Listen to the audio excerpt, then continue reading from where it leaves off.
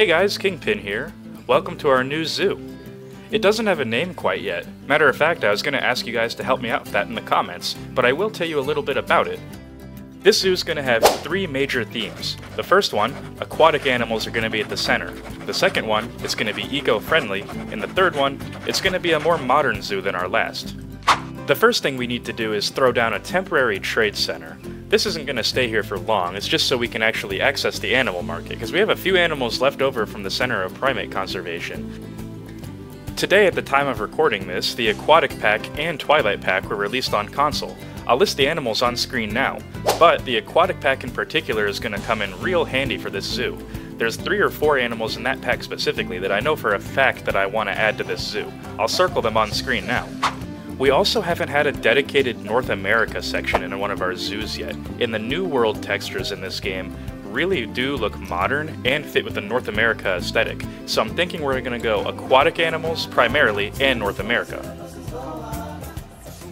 100 square feet of path is not going to cut it, so let's get rid of this trade center for now because we didn't get any animals. Every penny counts when you're starting off a new franchise because you can't use your conservation credits for buildings. Let's build out just a little bit so we're not limited to such a small space. Creativity can flourish when you have a little bit more of a canvas to work with, and not just the entrance. I would recommend everyone start their zoo by doing this, even if you end up tearing it down later. It's a lot easier to see the broader side of the zoo when you have more area to look at.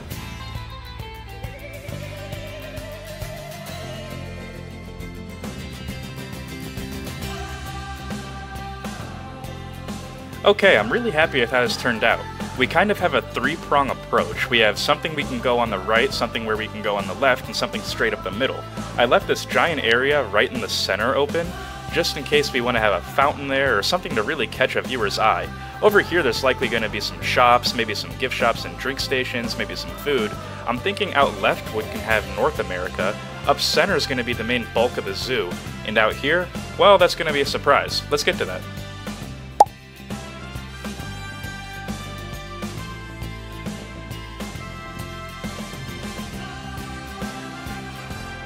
This is just going to be a temporary fill-in, but I kind of like how it looks. Maybe a fountain.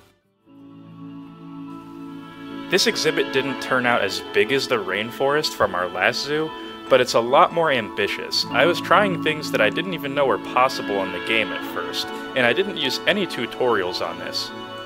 By far, the hardest part of this build was figuring out how to make this underwater path. I knew it was possible since I'd seen videos on it in the past, I just didn't use any as reference, which is why it took so long to figure out. But if you're going to attempt this, you have to make the path use tunneling features. You can't just throw this above the path and expect it to be watertight. It doesn't work like that in this game. Just ignore the 6 hours of footage that is trying to prove that otherwise. Luckily, editing exists, and I can cut out content that's not entertaining for the video, otherwise this would probably be about 9 hours long. I'll do a quick mini tutorial on how to make an underwater viewing. Since with the aquatic update, I'm imagining a lot of people are going to want to try it, and a lot of you probably will too. Step 1 is to first design your dome before you actually put it in. This one, all I used were classic arches and some concrete.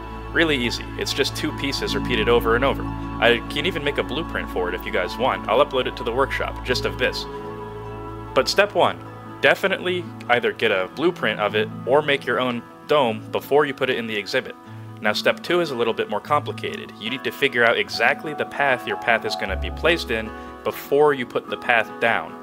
For example, I want this right under the dome, so what we have to do is turn on tunneling. If you have tunneling on, you'll see when you place a path it immediately destroys the ground next to it. This allows you to place path underwater, which otherwise you wouldn't be able to do. And technically the guest can walk on this, even though it's not really supposed to work like that. It's slightly confusing. But just know that the guest technically could walk on this path, but for added realism, throw the dome you already made over it and make it look watertight. Now guests can walk through it and there won't be any water on the path. Penguins won't be able to get down there and attack the guest for walking through their exhibit, and everyone's happy. The time-lapse is going at about 5 times speed, but if you can catch it, you'll notice there's a lot of small imperfections in the exhibit now. So the third step to making an underwater viewing dome and walkway is to just blend it in. If you have a gap, put a rock there, put some education boards, put anything you can just to blend it in and make it look as natural and inviting as possible. It's certainly not easy. This is probably the hardest thing I've done in the game so far, and pathing alone is its own challenge, and making an underwater path is taking the hardest part of the game and making it even more challenging. But with enough persistence and patience, I know you guys can do it. This build is extremely complicated from a terrain perspective, because it's about 3 stories tall, all for one animal that's typically not very good at climbing. The rainforest was really easy to make because while the exhibits were tall, lemurs are really good at climbing. Matter of fact, they needed climbing space in the exhibit anyways, so getting them to the second floor was child's play. This is a little bit more challenging, because penguins are not good at climbing at all, but they're extremely adept swimmers, so I use that to my advantage while designing this exhibit. The way the exhibit works is first the guests would enter on the right side, walking past the giant tank where they can see the penguins from below. They can see them in their deep dive animation, they can see them feeding in the water, and they can even see them going to the top and just lounging around. From there, they would continue on the path, going to the underwater viewing gallery, and after you go to the underwater viewing gallery, you would then take a right and hit that staircase that we just put in, taking you to see where the penguins can walk around on the top on the land. After this, we haven't built it in the exhibit yet, but we actually made a ramp down there to allow the penguins to get some natural sunlight and be outside. Matter of fact, we actually just got the penguins in this exhibit now, because in the time-lapse, as you can see, I kept checking the animal market periodically. King penguins are surprisingly rare. This is the only time I ever found them, but luckily there were 4. With our new penguins inside of their exhibit, I first checked their traversable area to make sure that they liked it, then threw down some enrichment items and fixed up the terrain to make it exactly how they wanted. Penguins are pretty easy to take care of. They don't need a whole lot of space on land, but they need a decent amount on water. They're one of those animals like the American beaver, which has to share land, deep dive, and shallow water, which can get a little bit tricky. After making sure the penguins were sustainable for a short while, their exhibit's not perfect yet, but they're happy enough, I then decided to complete the shape of the build by throwing a layer of concrete around the outside.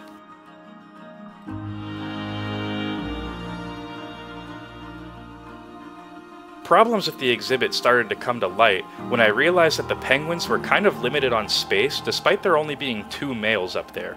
So I decided to redo how we did the path a little bit, and then come in with a little ramp to allow the penguins to get outside and have an outdoor viewing area. So, in case any guests aren't able to use the stairs or are afraid of the underwater tunnel for whatever reason, or maybe some guests have some disabilities that wouldn't allow them to get up there, they can also see the penguins outside just as easy.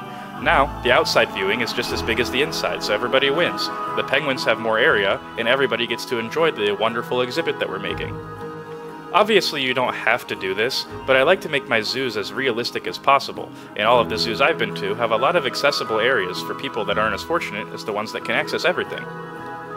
Building this was an extremely easy fix. All you have to do is get rid of the null barrier that's on the inside, or if you used a regular barrier, get rid of that too, and just rewire it to go around the new section. To make the new section so the penguins couldn't escape, you have to remember they can't jump very far. So, we just made them an extremely shallow moat that they wouldn't be able to get over, nor would they even be able to access in the first place since that water is too deep for them. At least from the fall, they could obviously swim in it, but they can't even access the water in the first place, so it's not a problem. But all you have to do to make that ramp is just use the smooth terrain feature. It was really easy, and probably took 5 minutes. The one thing you have to remember to do when you're building an exhibit like this, and the animal might be able to get out, is to always unpause the time if you have it paused while building, which I always do, and I would recommend it as well, but unpause the time occasionally, and make sure the animal can't get down to where you're building. As you can see, it could right there. So we have to get rid of the water and make this a little bit taller. Not a problem, just keep checking.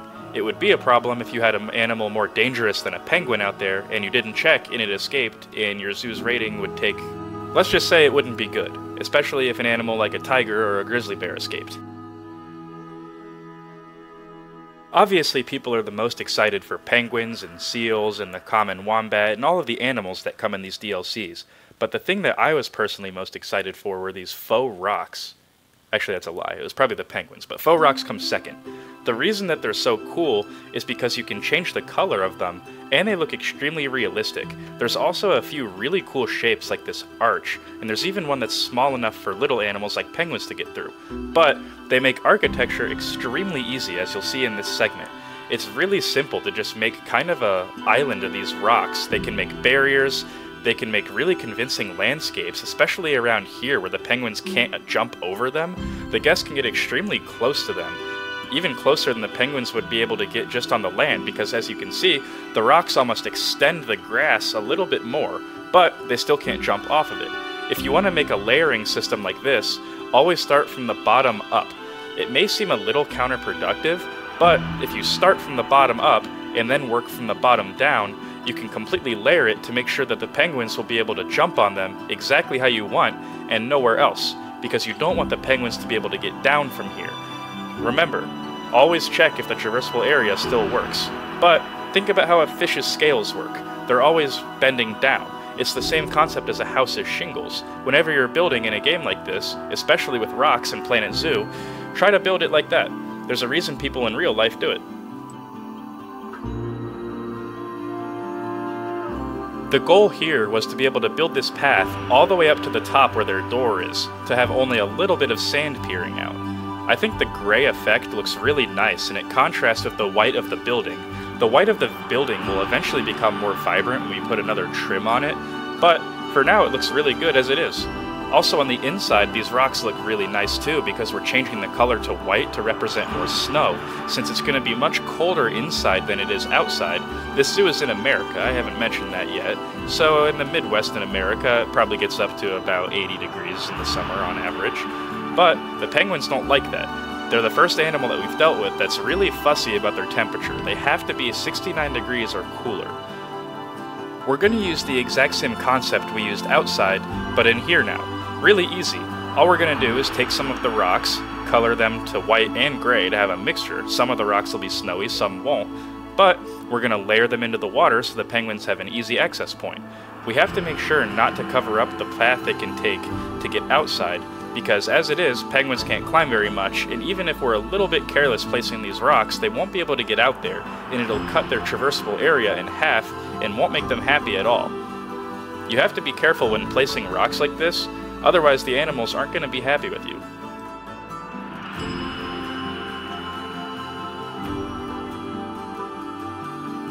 Don't forget, detailing doesn't stop when you hit the surface. Detailing's more important in the water if your exhibit primarily focuses on the water, and so far we have 2 areas where you can view the penguins from the water, technically 3 if the guest will be able to see them from the top. I'm not quite sure, I didn't really think of that. But these faux rocks look really nice underwater too, and I like these big patches of rocks that they added in the update. They look really cool and make the seafloor look a little bit more vibrant. You can also add bubble columns now, which I think is really nice, and adds to a bit of immersion. I made these rocks climb the wall too, so there's not a whole lot of dirt showing. I thought the dirt looks a little bit messy and unprofessional, but these faux rocks look really good.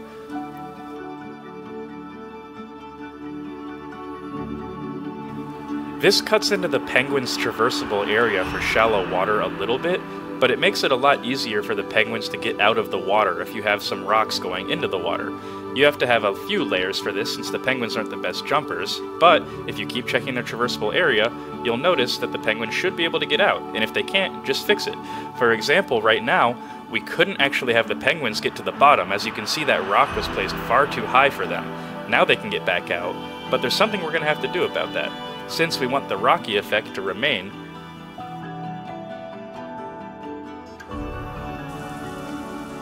okay, finally. I was checking the traversable area just to see if the penguins could get down the slope, and I think a guest is finally going to attempt to walk through this thing. I've been nervous because I didn't really test it out because nobody would go down here.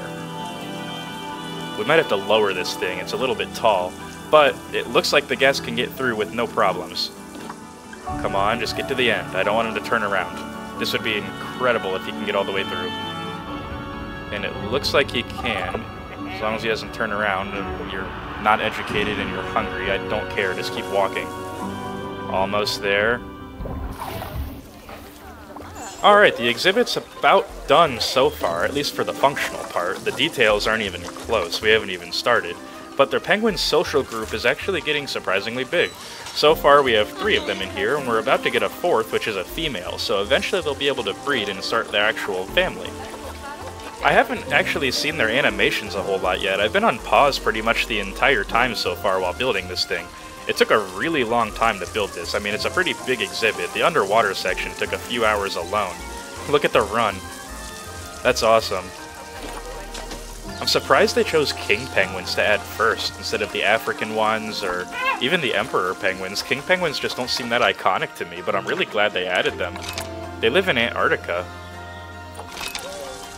No females on the market quite yet, unfortunately.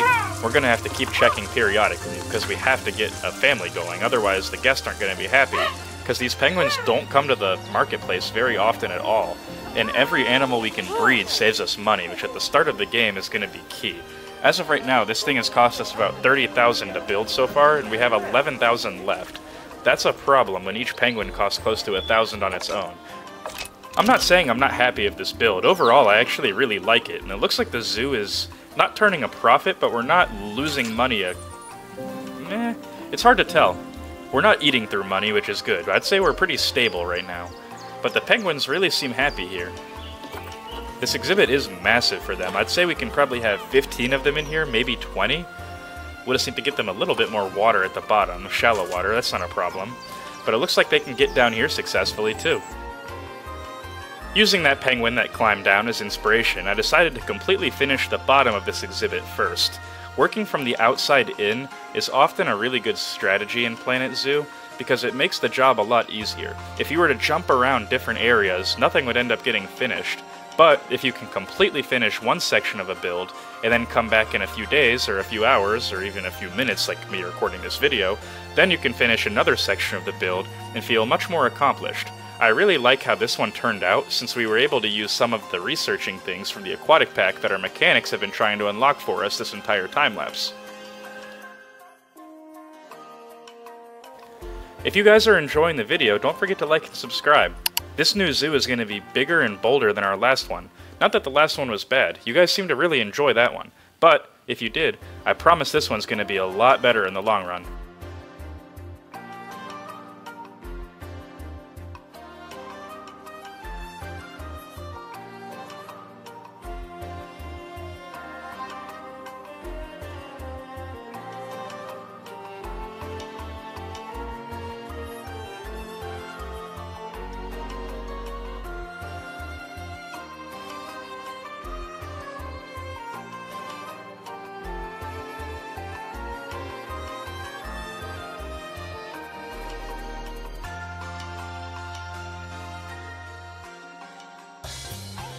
We've been working really hard on this exhibit, so we should probably learn a little bit about the animals that are going to call it home. I think the first fun fact that we can learn about penguins is that they're actually my favorite animal. Not particularly any species of them, just in general. I've always really liked penguins, can't really explain why. The penguins that are currently in our exhibit, and so far the only ones in the console version of the game, are the king penguins. King penguins are the second largest species of penguin, only surpassed by the size of the emperor penguin. You can tell the difference between the two, since king penguins have striking orange patches on their cheeks and necks, which contrast with the black and white plumage. Emperor penguins have yellow patches on their bellies, and are probably about 20 pounds heavier on average. Like all penguins, king penguins are excellent swimmers and can dive at the depths of up to 300 meters, that's about 1,000 feet, and they search for fish, squid, and other prey while on their dives. Usually they're successful too, since this species is nowhere near endangered. King penguins take very long migration journeys, traveling hundreds, or in some cases even thousands of kilometers between their breeding ground and feeding ground. They do this once per season, when they breed. They're extremely successful at this too, because king penguins, along with other species of penguins, form giant colonies, sometimes numbering in the hundreds of thousands during the breeding season. They're also monogamous. This typically means that they search for a mate, and that mate is their mate for life, and share parent duties with both parents taking turns incubating the egg and caring for the chick. Typically in the animal kingdom, this is extremely uncommon. They're able to stay warm in the frigid Arctic environment due to a giant layer of blubber and their densely packed feathers. They're perfectly adapted to deal with the cold. King penguin chicks are surprisingly large. Born out of an egg, they're already about 8 inches tall, but they have a really long fledging period, and what that means is they take a little bit of time to mature before they're ready to venture out on their own. Luckily, king penguins are extremely good parents, and usually the chick can end up surviving due to team tactics and fending off predators. The reason they're so adept at using team strategies is because king penguins are highly social animals and often engage in displays such as bowing, calling, and flapping their wings as part of courtship rituals to establish dominance within the colony. They have a variety of vocalizations used for communication, including trumpeting calls, braying sounds, and soft contact calls between males and chicks. Penguin chicks are actually able to tell their parents' voices out of the thousands of penguins that also reside in the colony.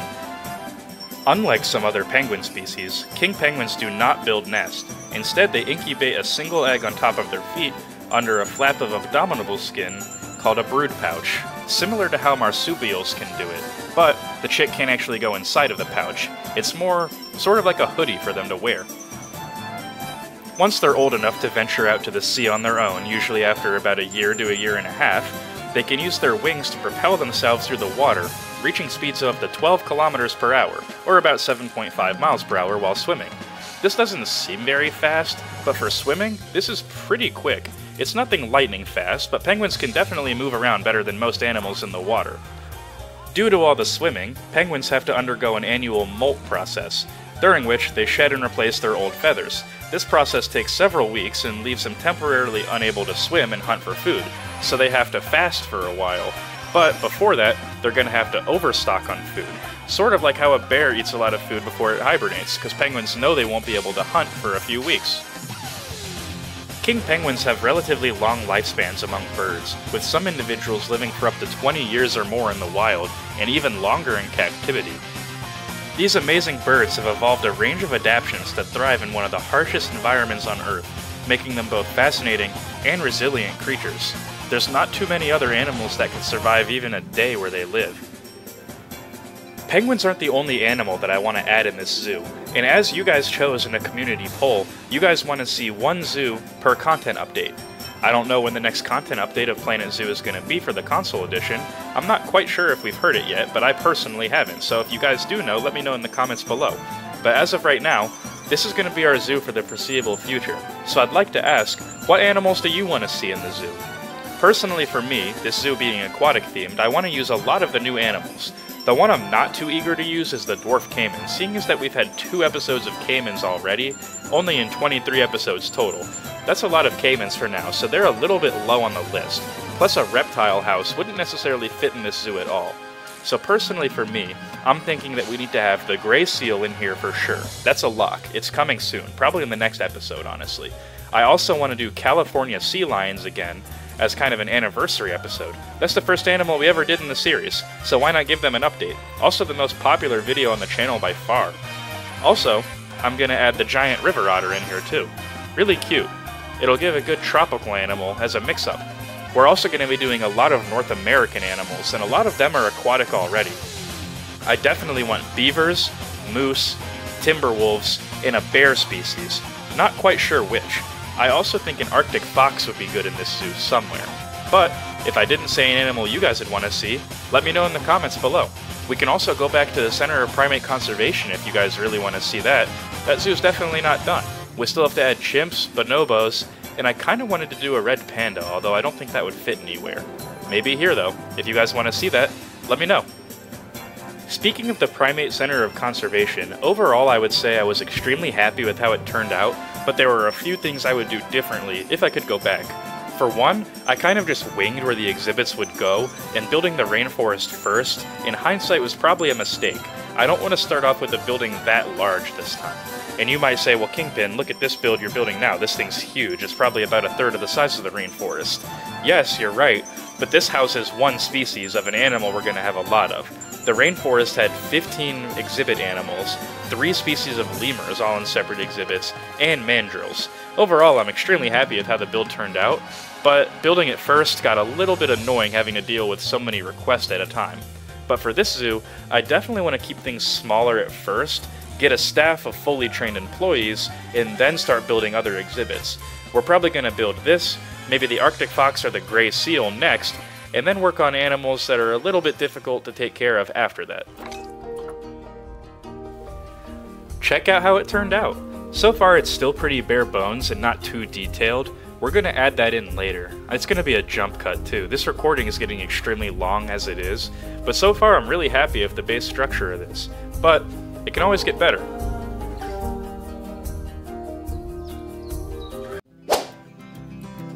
This is better.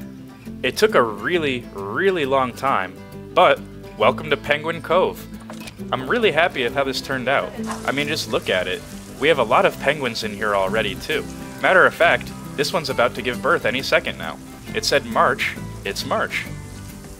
I haven't really had a good chance to watch their animations yet. I like their running one, I've seen that before. It's really cute. Penguins are highly social animals, as you probably learned in the education segment in this video, so let's see if they can interact with each other. I know they like to eat together. I'm surprised they like the mirror-mobile. I knew penguins were intelligent, but I didn't think they were that smart. Usually that's only reserved for primates and animals like that in this game. I like how their neck moves back and forth when they're eating. Really cool attention to detail. And the sound design on these guys is immaculate. It sounds really good. I added a lot of those fountains too in the back. It's kind of redundant from an enrichment perspective, but I used it more as a detail instead of enrichment. I wonder what they're talking about, or what that call means. I doubt it's a mating call, since this one's about to give birth anyways. Their waddles are really adorable too. Maybe that one's about to go into the water. Come on, where's the baby? We're all waiting. I just heard that sound cue too. That means the inspector left. He didn't get to see it. He's probably going to give us a bad rating now because you're taking too long. Look at them all in formation. We've got 4 of them in here, 3 males and 2 females. Soon to be a 5th. Hopefully we can get another female though. That would be ideal. For some reason these guys do not like to appear on the marketplace, and I couldn't tell you why. Surprisingly tall too. Overall, this team on Planet Zoo did a really good job animating the king penguin. I'm excited to see some of the other DLC animals, specifically the gray seal. That one got 2nd place in the community poll when asking what you guys wanted to see first in this new aquatic-themed zoo. But where is this baby? Now you're making me second-guess myself. I'm being gaslit by a penguin. Oh, there it is. I like how they made a completely new model for this one, different colors and everything. They absolutely knocked it out of the park with this update, and I haven't even touched the Twilight Pack yet. So far I've just seen one animal from the Aquatic Pack, and I'm more than happy with it already. Now we can see them swim too. Awesome. This must be their shallow water animation. Let's see the deep dive though. That's what I'm most excited for. You have this whole pool, why not use it? I think this might be the best animal in the game to start with, from an aesthetic purpose. Who doesn't like seeing penguins as soon as they get to a zoo? The animation is legitimately perfect in this. Look how fast they can zip around the water. Hats off to the team that made this pack. You guys did an outstanding job, if I can get out of the floor. Check out the exhibit though. It turned out really nice. We have some banners, we have a nice photo area, we've got the cool Penguin Cove sign. This exhibit turned out exactly how I wanted it. Easily my best work so far in my personal opinion. Let me know what you guys think in the comments below though. Episode's not gonna quite end yet. First we have to do a tour of the place. The reason this big path is kind of jutting out there is because we're gonna have a food court of sorts, maybe a gift shop as soon as you walk in. Then you're gonna get to the Penguin Cove. At first, you're gonna see this outdoor viewing area for the penguins if you choose to go left. If you choose to go right, you'll see this area where you can take a picture of some statues, have the king penguin statues. I even gave that one a crown as kind of an Easter egg to myself, Kingpin. And it seems like the guests agree, this place is pretty awesome. They even want the prices raised, surprisingly. Never met a guest in real life that wants prices raised. You'll walk over here on the right, you have donations bin, an educator segment, and then there's the giant tank that you can see from the outside. I added those banners too, varying colors, not really any theme behind them. But then, you'll walk down here for the underwater viewing section. I lowered this thing in the time-lapse, if you didn't know. You have a donation bin down here, too, a trash can. I'll put an I'll put an education sign down there, too, so the guests can learn about the penguins while they're down there. Up here, this is the main viewing area of the penguins, and it seems to be the most popular as well. You can see pretty much the bulk of their habitat on the upper half, and then if you wanted to go back down, you can see them go outside. But if they're not swimming, Odds are the penguins are up here, since it's a little bit hot for them outside yet. We might have to put a cooler out here so the penguins like it a little bit more. But this might be my favorite area of the exhibit, actually. We have a little gift shop out here. Not a gift shop, but this used to be a hats for sale. Now it's an ice cream parlor. I thought that fit with the cold theme of the penguins. Overall, really happy with how it turned out, though. Curious to hear what you guys think, and if you want to see it on the workshop. I always figure I should ask, because I'm not sure if you guys think it's good enough, even though I'm happy with it. I'm really curious to hear your feedback, not only on this exhibit, but on the entire zoo. What do you guys want done with this? What do you want to see out of this new modern series? Remember, this zoo is meant to be eco-friendly, modern, and have an aquatic animal core. Doesn't mean we can't have any other animals. Matter of fact, we had lots of non-primates at the center of Primate Conservation. We ended that series so far on an Indian rhino, so we can do anything. But I don't think a gorilla would particularly fit into this zoo. Think about this zoo as a more eco-friendly and good-ending version of SeaWorld, we'll say. But obviously there's no killer whales in this game, although that would be pretty cool. But it looks like the sun is setting on this episode, and in the game. I hope you guys really enjoyed this one. I worked really hard on it. Over 10 hours of footage I had to cut down. It took a long time, but I think the end product was worth it. One of my favorite things I've built in this game so far, and I'd be glad to hear if you guys agreed or not. Anyways, I think that's going to call it for today's episode. Don't forget to like and subscribe if you enjoyed. Kingpin out. I'll see you in the next one.